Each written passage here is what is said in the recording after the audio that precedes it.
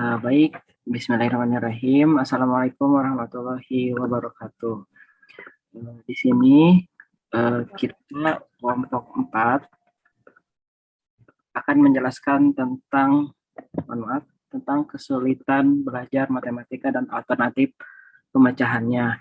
Sebelum itu, izinkan saya untuk menyebutkan nama kelompoknya. Yang pertama, dengan saya sendiri, Muhammad Kafi Solihin dengan NIM 120205075, dan ada Mikial Safiah Salihah Hussein dengan NIM 120205079, dan ada Nadia Firda Rahma dengan NIM 120205082, dan terakhir ada Putri Rizky Azkia dengan NIM 12020509092.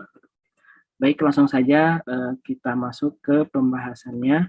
Yang pertama akan dibahas, tapi sebelum itu kita ada 4 pembahasan, yaitu tentang analisis kesulitan matematika pada anak usia dini dan alternatif pemecahannya, dan yang kedua sama juga tapi masuknya ke SD, dan yang ketiga analisis penyelesaiannya pada siswa SMP, dan yang terakhir adalah kesulitan dalam menyelesaikan di SMA gitu. Untuk pembahasan yang pertama yaitu tentang analisis kesulitan pada anak TK yang akan dijelaskan oleh Miki. Kepadanya saya persilakan.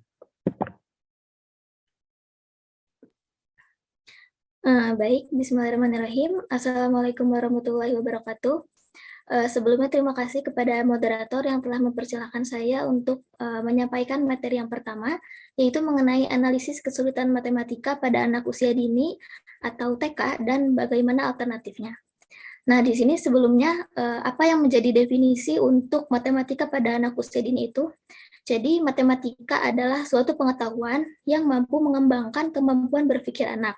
Oleh sebab itu, matematika dapat dijadikan sebagai sarana untuk membangun kemampuan berpikir anak, mulai dari usia dini, anak usia pendidikan kelas awal atau pendidikan dasar, anak pendidikan menengah, pendidikan lanjutan, dan bahkan sampai mereka berada di bangku perkuliahan.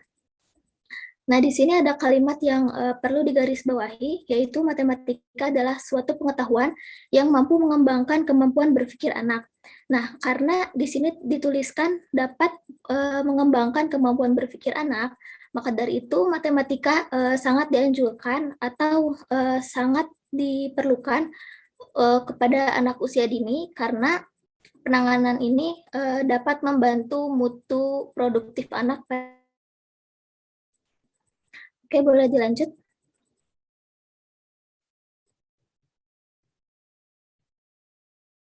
Nah, kemudian di sini, kapan anak bisa mulai diajarkan matematika? Nah, seperti yang sudah saya singgung sebelumnya, bahwa matematika itu ternyata dapat diajarkan kepada anak kecil, sejak kecil, bahkan anak balita pun bisa. Tapi tentu saja yang diajarkan itu bukanlah materinya, tapi hanya sifat atau pengenalannya saja. Nah, sejak kecil juga anak harus ditanamkan sejak kecil bahwa matematika itu tidak akan membebani mereka gitu. Justru matematika itu dapat membantu mereka dalam memecahkan masalahnya di kehidupan sehari-hari. Nah, Jauhari dalam Wiguna juga mengemukakan bahwa lemahnya pendidikan matematika di Indonesia merupakan akibat tidak diajarkannya filsafat atau latar belakang ilmu matematika. Dampaknya, siswa pandai mengerjakan soal, tetapi tidak bisa memberikan makna dari soal itu. Matematika hanya diartikan sebagai persoalan hitung-hitungan yang siap untuk diselesaikan atau dicari jawabannya. Nah, khusus untuk masa kanak-kanak awal atau masa prasekolah, matematika sangat berguna sekali bagi mereka untuk mengembangkan proses berpikir. Pembelajaran matematika yang diberikan pada tingkat anak usia dini masih bersifat non-formal, di mana anak belum sepenuhnya diberikan materi matematika yang sebenarnya, tetapi baru bersifat pengenalannya saja. Boleh dilanjut? Nah, kemudian bagaimana untuk mengajarkan matematika pada anak usia dini? Nah, untuk pendidikan matematika dapat diberikan kepada anak tingkat usia dini dengan metode learning by playing atau belajar sambil bermain. Karena waktu bermain anak akan mendapatkan kesempatan bereksplorasi, bereksperimen, dan dengan bebas mereka dapat mengekspresikan dirinya. Dengan bermain, tanpa sengaja anak juga akan memahami konsep-konsep matematika tertentu dan melihat adanya hubungan antara satu benda dan yang lainnya. Tentu saja untuk mengajarkan matematika pada anak itu tidak dengan cara paksaan, tapi biarkan mereka menyukai dengan sendirinya gitu. Boleh dilanjut? Nah, kemudian di sini ada konsep matematika prasekolah yang dapat diaplikasikan di kehidupan sehari-hari. Ada apa saja? Yang pertama ada konsep angka. Nah, konsep angka ini dapat dapat diajarkan sehari-hari. Misalnya dengan mengenalkan angka. Contohnya itu seperti jika kita berjalan dengan anak gitu, berjalan di atas tangga, nah setiap langkah tangganya itu kita bisa ajarkan untuk berhitung juga gitu. Atau bisa juga dengan mengenalkan konsep lagu, misalnya dengan lagu Balonku Ada 5. Nah, di lagu Balonku Ada 5 itu kan terdapat kalimat balonku ada 5. Nah, bisa diajarkan juga 5 itu bagaimana gitu. Nah, kemudian yang kedua ada konsep bentuk. Nah, anak-anak juga harus mengenal bentuk-bentuk karena salah satu cabang dari matematika itu adalah geometri. Bisa diajarkan kepada anak itu ketika misalnya melihat perumahan-perumahan misalnya.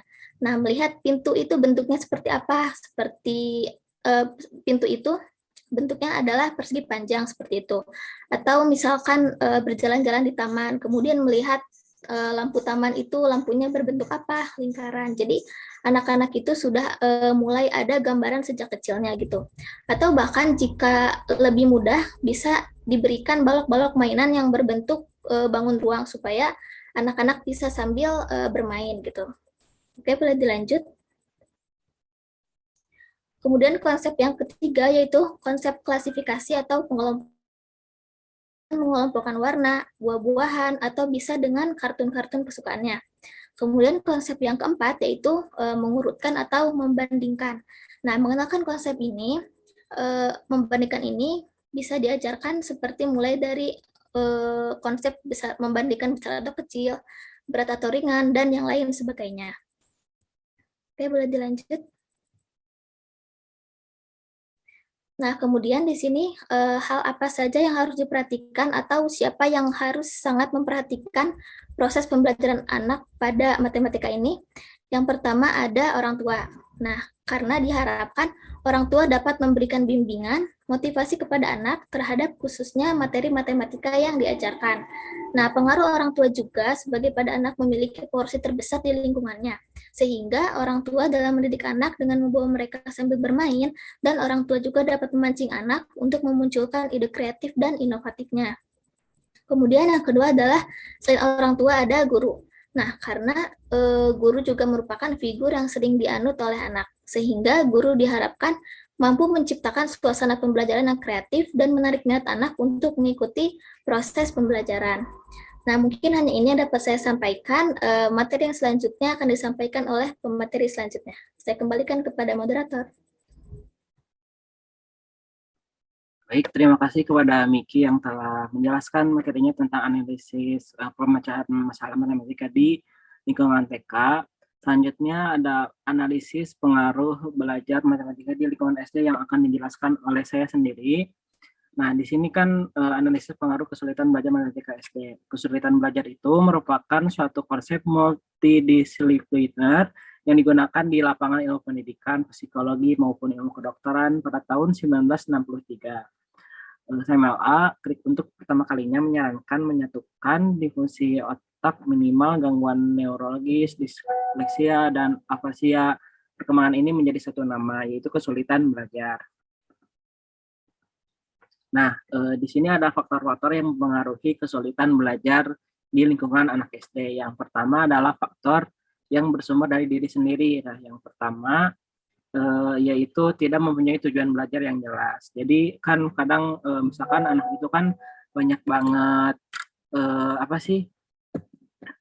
terpengaruhnya gitu. Jadi kalau misalkan anak tidak bisa memuji tujuan belajar, kesananya akan berantakan gitu. Nah, untuk yang kedua, kurangnya minat terhadap bahan pelajaran. Nah, jadi kan kalau misalkan anak SD itu inginnya main sambil belajar. Jadi kalau misalkan mereka hanya belajar terus-terusan, mereka kan akan jenuh gitu. Nah, untuk yang ketiga, ada kesehatan yang sering terganggu. Nah, kadang kan anak SD itu cenderung mudah sakit ya, karena kan kesehatannya yang kurang stabil gitu ya. Jadi apa sih kalau misalkan untuk pembelajaran anak SD ini jangan hanya belajar tetapi bermain juga kayak gitu. Nah, untuk yang keempat ada kecakapan mengikuti pelajaran. Nah, ini itu tergantung gurunya. Misalkan kalau misalkan gurunya menerangkan A, si anak pun akan mengikuti A gitu. Karena anak SD itu cenderung menangkap kemampuannya yang cepat tanggap gitu. Nah, untuk yang kelima ada kebiasaan belajar. Kalau misalkan kebiasaan anak belajar ini misalkan sering apa sih, misalkan sering berhitung atau kayak gimana, nah itu pasti kesananya akan kebiasaan sampai SMA gitu. Nah, untuk yang terakhir ada kurangnya penguasaan bahasa. Nah, ini tuh biasanya tergantung daerahnya masing-masing. Kalau misalkan bahasanya kurang, anak kurang dimengerti gitu.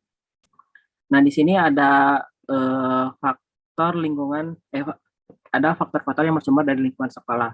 Kesulitan belajar tidak saja berasal dari diri anak, akan tetapi berasal dari sekolah atau tempat mendapatkan didikan formal gitu. Jadi kesulitan belajar ini bukan hanya diri sendiri, melainkan di lingkungan sekolah juga. Kalau misalkan lingkungan sekolah kurang mendukung si anak untuk berkembang, eh, anak pun akan menjadi kehambatan untuk kesulitan belajar gitu. Untuk yang C, ini ada faktor-faktor yang bersumber dari keluarga. Nah, anak juga kadang butuh dukungan dari keluarga, misalkan dukungan belajar, semangat, dan sebagainya. Kalau misalkan keluarganya hanya diam saja, tidak ada dukungan, itu si anak bakalan tetap malas-malas saja gitu. Untuk yang terakhir, ada faktor yang bersumber dari masyarakat. Nah, untuk faktor ini biasanya anak-anak itu ngelihat dari lingkungan sekitar gitu, bukan hanya keluarga dan sekolah juga, anak pun butuh lingkungan sekitar yang mendukung kayak gitu ya. Nah, di sini ada faktor dasar umum. Nah, untuk yang tadi kan apa sih ngelihat dari diri sendiri dan sebagainya. Nah, untuk ini di faktor dasar umum. Nah, biasanya ada di faktor fisiologis. Faktor ini bisa anak mengalami permasalahan pada fisik seperti pendengaran lemah, terus apa sih ya pendengaran lemah dan penglihatan yang terbatas gitu. Terus yang kedua ada faktor intelektual siswa. Nah, untuk peran intelektual siswa ini, siswa yang mengalami kekurangan pada daya abstraksi, generalisasi, dan kemampuan penalaran deduktif maupun induktif, serta kemampuan numeriknya. Nah, jadi kan kadang misalkan anak itu ya apa sih punya cara masing-masing gitu untuk cara belajarnya gitu, nggak hanya gitu-gitu saja, melainkan ada cara lain kayak gitu. Nah, di sini ada faktor pedagogik. pedagogik. Nah, untuk faktor ini disebabkan oleh guru. Misalkan guru tidak mampu memilih atau menggunakan metode mengajar sesuai dengan pokok bahasan dan kedalaman materinya. Nah, ini itu kadang kan misalkan guru itu seharusnya mengajarkan misalkan tipe pengajar kayak gini, melainkan guru itu mengajarkannya malah yang lain gitu. Nah, seharusnya kalau misalkan untuk cara mengajar, kita harus apa sih mengobrolkan dengan siswanya kalau misalkan mau mengajarnya kayak gimana gitu. Tapi kalau misalkan untuk anak SD ini, guru harus terbiasa kalau misalkan anak SD ini cenderung kayak gini, guru harus apa sih cenderung mengikutinya gitu. Nah, ini ada faktor keempat yaitu faktor sarana dan cara belajar. Ini disebabkan oleh keterbatasan sarana belajar seperti literatur, alat bantu, dan sebagainya. Nah kan kadang kalau misalkan semangat belajar itu kan kadang suka ngelihat apa sih kayak bangku, meja kalau misalkan kotor itu kan kurang ini ya, kurang nyaman gitu. Jadi kan sarana juga harus dipenuhi ya, misalkan bukan hanya bangku saja, misalkan nih alat hitung dan sebagainya gitu, teknologi. Nah, itu kan dibutuhkan gitu biar si anak pun semangat untuk belajar kayak gitu. Nah, yang terakhir ada faktor lingkungan dari sekolah. Faktor lingkungan sekolah ini bisa menjadikan gairah untuk belajar kalau misalkan sekolahnya sejuk, aman, dan sebagainya gitu. Beda lagi kalau misalkan sekolahnya yang kotor, kumuh, dan jarang dibersihkan kan itu kurang gitu ya untuk anak SD belajar gitu ya. Karena kan belajar itu harus senyamannya kita, nggak seenaknya gitu. Karena ya kayak gitu. Dan nah di sini ada ini ya formulasi upaya pemecahan. Yang pertama adalah asesmen yang dilakukan untuk mengetahui sejauh mana kemampuan anak dalam matematika. Nah, yang pertama itu adalah asesmen informal. Asesmen informal ini dapat dilakukan dengan melakukan observasi terhadap perilaku keseharian anak. Gitu. Nah, jadi kalau misalkan asesmen ini bisa dilakukan, misalkan kalau misalkan anaknya ini suka main game atau kayak gimana, itu harus bisa dipertanyakan atau kayak gimana gitu ya. Terus yang kedua ada instrumen asesmen formal. Nah, ini asesmen asesmen formal ini yang instrumen merupakan apa sih bersifat umum gitu. Jadi kayak misalkan dites gitu, misalkan bisa dites individu atau misalkan bisa dites secara kelompok gitu. Nah, terus yang kedua adalah pengajaran remedial matematika. Nah, pengajaran remedial matematika ini dibagi menjadi 3, yaitu metode teritorial. Metode ini memerlukan pendamping dari spesialis, misalkan bisa aja dari guru les dan sebagainya kayak gitu. Terus yang ketiga ada metode visual, yaitu memulaikan dari hal yang konkret ke yang abstrak, pemberian gambar yang tidak membutuhkan angka. Jadi misalkan kayak tes gambar apa sih logika kayak gitu itu bisa gitu ya. Terus yang terakhir ada menyediakan untuk berlatih dan mengulang gitu. Karena kan kalau misalkan belajar matematika itu tidak hanya satu kali gitu, harus berulang kali biar mengerti gitu ya. Mungkin gitu aja ya penjelasan dari saya. Saya berikan ke pemateri berikutnya. Baiklah, terima kasih kepada moderator yang telah memberikan saya waktu. Di sini saya akan menjelaskan materi tentang analisis menyelesaikan soal cerita pada siswa SMP dan alternatif pemecahannya. Soal cerita matematika merupakan salah satu bentuk soal matematika yang memuat aspek kemampuan untuk membaca, menalar, menganalisis, serta mencari solusi. Untuk itu, siswa dituntut dapat menguasai kemampuan-kemampuan dalam menyelesaikan soal cerita matematika tersebut.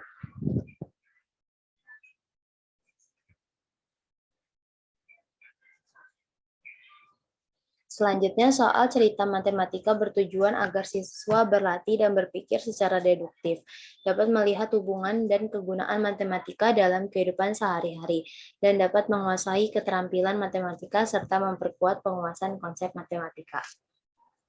Lalu, tingkat kemampuan siswa dalam memahami konsep serta menerapkannya dalam pemecahan masalah masih sangat kurang, sehingga perlu berbagai alternatif untuk meningkatkan kemampuan siswa dalam menyelesaikan soal berbasis penerapan. Lalu di sini selanjutnya ada 3 aspek dalam menyelesaikan soal cerita matematika. Yang pertama ada aspek bahasa. Kemampuan membaca digunakan untuk menerjemahkan masalah, sedangkan menalar untuk mengetahui maksud permasalahan yang diberikan. Nah, kecenderungan kesalahan pada aspek bahasa dibagi menjadi beberapa indikator. Yang pertama itu siswa tidak mampu membaca soal dengan tepat. Kemampuan membaca tepat sangat diperlukan oleh seseorang sebagai modal utama untuk menyelesaikan soal cerita. Kemampuan membaca soal dengan tepat perlu dimiliki siswa agar tidak membuat penafsiran yang berbeda bagi orang yang mendengarkannya. Lalu yang kedua, siswa tidak memahami maksud atau makna cerita pada soal. Nah, mayoritas siswa tidak memahami cerita pada soal. Ketidakmampuan siswa dalam mengkaitkan pemahaman bahasa dengan situasi yang sudah dikenal, kemudian kurang mampu menganalisis atau menafsirkan maksud soal. Nah, solusi dari kesalahan ini yaitu untuk meminimalisir tingkat kesulitan siswa dalam memahami maksud soal, siswa harus memiliki pengetahuan sematik sehingga dapat menafsirkan maksud soal serta menganalisis segala permasalahan. Lalu, maaf ini sebelumnya seharusnya ada nomor 3, indikator yang ketiga yaitu ketidakmampuan siswa untuk menceritakan kembali dengan bahasanya sendiri. Nah, faktor penyebab ketidakmampuan siswa dalam bercerita yaitu siswa tidak mengerti maksud soal. Siswa tidak dapat mengkaitkan Pemahaman bahasa dengan situasi yang sudah dikenal. Siswa tidak terlatih dan mengkomunikasikan ide atau gagasan secara lisan. Lalu berdasarkan hal tersebut, perlunya siswa aktif mengkomunikasikan atau menceritakan kembali cerita pada soal dengan bahasa sendiri adalah upaya untuk memelihara dan mengembangkan potensi matematika siswa. Lalu yang kedua, di sini ada aspek prasyarat. Kemampuan mentransformasikan pada model matematika serta menentukan strategi yang digunakan dalam penyelesaian. Untuk itu, siswa sangat perlu menguasai aspek tersebut. Nah, kecenderungan kesalahan pada aspek prasyarat dibagi menjadi beberapa indikator. Nah, yang pertama, siswa tidak menuliskan detail apa yang diketahui ataupun ditanyakan dalam soal. Faktor penyebab kesalahan pada indikator ini adalah siswa tidak dituntut oleh guru menuliskan apa yang diketahui dan ditanyakan secara detail. Nah, lalu yang kedua yaitu siswa tidak mampu mentransformasikan soal ke dalam model matematika. Faktor penyebab kesalahan pada indikator ini yaitu kurangnya pengetahuan pada konsep yang akan diterapkan, membuat siswa tidak mampu mentransformasi kalimat ke dalam model matematika. Nah, oleh karena itu, siswa dalam menjawab soal cerita matematika harus terstruktur yaitu tepat dalam membaca, sekaligus menggarisbawahi kata kunci yang berada dalam soal. Nah, hal tersebut akan sangat membantu dalam menerjemahkan ke dalam model matematika. Siswa perlu memperluas pengetahuannya, khususnya berbahasa, agar tidak mengalami kesulitan dengan bahasa yang digunakan dalam soal cerita yang biasanya dikategorikan sebagai bahasa berbelit-belit yang membutuhkan penalaran dan penafsiran. Lalu di sini ada contoh bukti kesalahan pada aspek prasyarat siswa tidak mampu mentransformasikan dalam model matematika. Soal cerita matematika pada materi persamaan linear satu variabel PLSV. Contoh soalnya itu yang sebuah persegi panjang mempunyai panjang P, M, dan lebar yang 5 cm, kurang dari panjangnya. Jika kelilingnya 75 cm, tentukan P.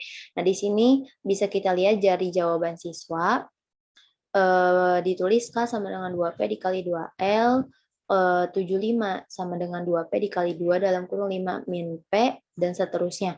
Nah, dari jawaban siswa tersebut kita bisa menganalisis bahwa siswa terkadang tidak memahami kalimat yang digunakan. Misalnya lebarnya adalah 5 cm, kurangnya dari panjang. Nah, kata tersebut sulit. Lalu kesalahan di sini bahwa siswa mentransformasikan ke dalam model matematika bahwa lebar adalah panjang kurangi 5. Lalu yang ketiga, siswa tidak dapat menentukan rumus atau strategi yang digunakan untuk menyelesaikan masalah. Nah, pada kenyataannya, siswa masih banyak yang lupa rumus yang digunakan. Bahkan ada pula yang pemahaman rumusnya salah ataupun hanya mengingat sedikit-sedikit saja. Nah, oleh karena itu, siswa dituntut dapat menentukan rumus yang digunakan sesuai dengan aturan-aturan yang telah dipelajari dengan cara meningkatkan pemahaman konsep-konsep dasar. Lalu yang ketiga, aspek terapan. Siswa melakukan perhitungan yang tepat dalam menerapkan rumus. Ningrum dan Sri Sutarni menambahkan kesalahan pada aspek ini, yaitu kesalahan yang dilakukan siswa dalam rumus atau perhitungan soal cerita matematika. Nah, kecenderungan kesalahan siswa pada aspek terapan dapat dibagi dalam dua indikator yang saling berhubungan, yaitu yang pertama, siswa tidak dapat menerapkan atau menggunakan rumus. Nah, faktor penyebab kesalahan ini adalah siswa tidak menguasai konsep matematika yang ia pelajari dan kurangnya latihan soal matematika. Nah, selain itu, siswa juga tidak dapat mengubah kalimat soal dalam model matematika sehingga siswa bingung atau salah atau mungkin siswa tidak paham gitu ya dalam mensubstitusikan pada rumus. Lalu yang selanjutnya alternatif solusi pada kesalahan ini yaitu dengan meningkatkan pemahaman siswa dalam menggunakan rumus, bahkan perlu adanya pengetahuan secara mendetail dari mana rumus tersebut berasal dan bagaimana penerapan pada masalah sehari-hari. Jadi untuk meminimalisir kesalahan tersebut, siswa harus benar-benar menguasai materi yang sedang dipelajari. Lalu yang kedua, siswa tidak menguasai materi prasyarat sehingga siswa dalam melakukan perhitungan tidak tepat atau kurang teliti. Nah, kesalahan perhitungan terjadi karena siswa tidak menguasai atau kurang paham materi prasyarat. Nah, siswa tidak mampu melakukan operasi-operasi bilangan bulat, pecah maupun desimal. Nah, baik pembagian, perkalian, penjumlahan ataupun pengurangan. Nah, alternatif solusi pada kesalahan ini adalah siswa perlu meningkatkan intensitas latihan soal sehingga meningkatkan pengetahuan siswa terhadap konsep dasar matematika seperti operasi bilangan bulat, pecah, desimal serta perpangkatan. Karena operasi tersebut tidak hanya digunakan dalam soal cerita matematika melainkan dalam seluruh soal matematika dari berbagai bab. Nah, kemudian siswa perlu melakukan pengecekan kembali terhadap penyelesaian atau solusi yang telah didapat. Upaya-upaya tersebut juga dapat meminimalisir siswa yang kurang tepat dan teliti dalam berhitung. Nah, baik mungkin cukup sekian yang bisa saya jelaskan. Kurang lebih saya mohon maaf. Selanjutnya saya kembalikan kepada moderator. Terima kasih. Baik, terima kasih kepada Nadia yang telah menjelaskan tentang analisis kesulitan dalam menyelesaikan matematika di SMP gitu. Selanjutnya masuk ke analisis pemecahan di SMK yang akan dijelaskan oleh Putri. Kepadanya saya persilahkan.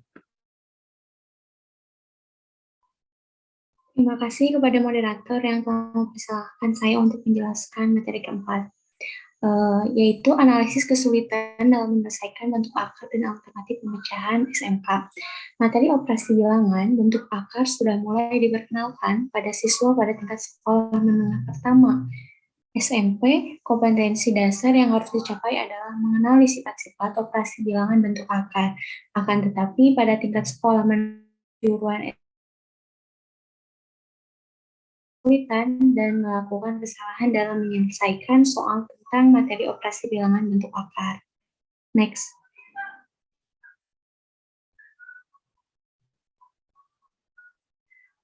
Menurut Castellan dalam Hanifah 2013 menyebutkan tipe-tipe kesalahan yang dilakukan oleh siswa dalam menyelesaikan soal matematika, antara lain kesalahan konseptual dan kesalahan prosedural. Indikator kesalahan konseptual menurut Castellan dalam Sahriah 2012 adalah yang pertama, salah dalam menentukan rumus atau teorema atau definisi. Yang kedua, penggunaan rumus atau teorema atau definisi yang tidak sesuai dengan kondisi prasyarat. Yang ketiga, tidak menuliskan rumus atau teorema atau definisi dalam menjawab masalah. Sedangkan indikator kesalahan prosedural adalah yang pertama, ketidakhierarkian langkah-langkah dalam menyelesaikan masalah. Yang kedua, ketidakmampuan memanipulasi langkah-langkah dalam menjawab masalah. Next. Penelitian Anis Mahmuda 2011 dengan judul Diagnosis Kesalahan Siswa Menyelesaikan Soal Bentuk Pangkat, Akar, dan Logaritma menunjukkan bahwa kesalahan yang dilakukan siswa dalam menyelesaikan soal bentuk pangkat, akar, dan logaritma terdiri dari kesalahan konseptual dan kesalahan prosedural. Kesalahan konseptual yang dilakukan yaitu yang pertama, kesalahan dalam memahami sifat atau aturan bentuk pangkat. Yang kedua, aturan yang berlaku pada persamaan eksponen. Dan yang ketiga, sifat atau aturan logaritma. Serta yang keempat, kesalahan dalam menetapkan faktor penggali untuk merasionalkan penyebut suatu pecahan bentuk akar. Kesalahan prosedural yang dilakukan siswa yaitu yang pertama, kesalahan dalam menentukan nilai dari suatu bilangan berpangkat. Yang kedua, mengubah suatu bilangan dalam bentuk pangkat. Yang ketiga, kesalahan dalam perhitungan, yaitu operasi hitung penjumlahan, pengurangan, perkalian, dan pembagian pada bilangan bulat, bentuk akar maupun bentuk aljabar. Yang keempat, kesalahan dalam menentukan nilai dari suatu bentuk logaritma.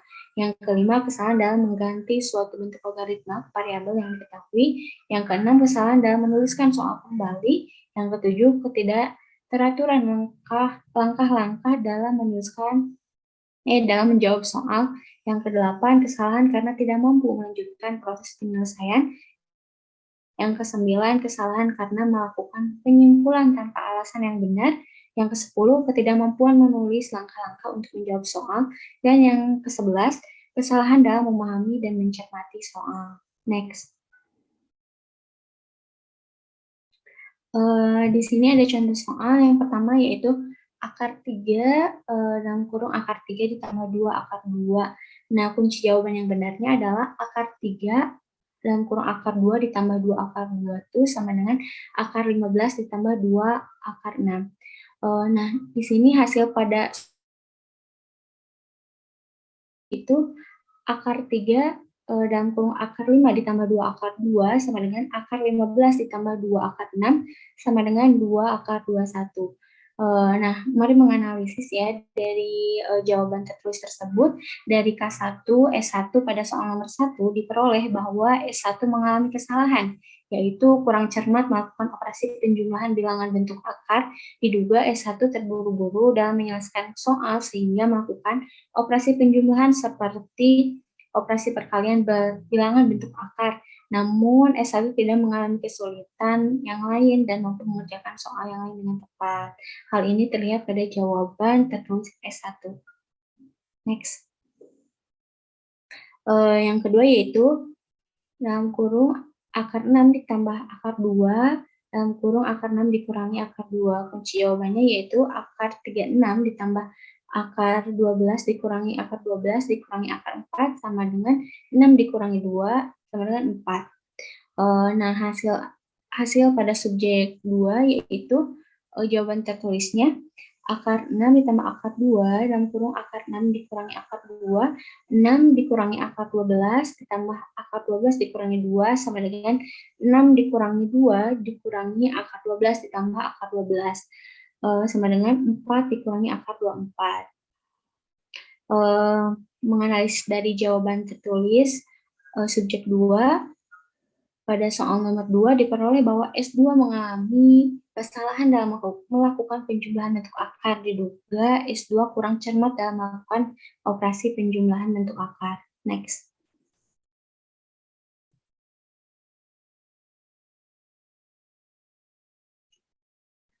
Simpulannya yaitu berdasarkan analisis yang dilakukan terhadap hasil pekerjaan, maka solusi yang dapat diterapkan untuk mengurangi kesalahan-kesalahan konsep dan prosedur dalam mengerjakan soal operasi bentuk akar yaitu dengan menerapkan strategi konflik kognitif dengan mengintegrasikan ke dalam model problem based learning atau PBL.